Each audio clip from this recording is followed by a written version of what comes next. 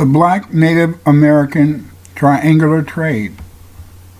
When Europeans arrived in the United States, they found black Native Americans on the prime farming lands of New England, the Southeast, and the Midwest. The first slaves in the United States were not Africans. The first slaves in the United States were black Native Americans. Whites forced over 100,000 Native Americans to cultivate tobacco, rice, and indigo. As a result, many black Native Americans were exterminated or sold into slavery after they had wars with the whites or other Indian tribes.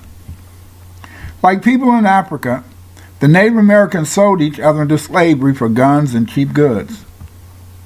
The whites concentrated on encouraging the Indians to fight each other so they could buy the losing tribal members as slaves. They also kidnapped Native Americans and made them slaves. Because the black Native Americans were farmers, they concentrated on enslaving black Native Americans. The original triangular trade did not involve Africa. In the first leg of this trade, New England slavers would go to the West Indies and buy sugar. They would take the sugar back to New England and make it into rum.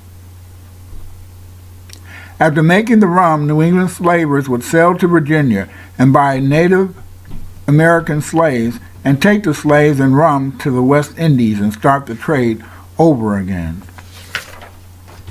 Black Native Americans who were not sold into slavery had to identify themselves as free-colored, the same as freed African slaves. This was done by the government to make sure that black Native Americans would lose their rights to land stolen by the whites. Since most black Native Americans were sold into slavery or identified as free-colored, they did not mix with whites. This led to the lost history of the black Native Americans.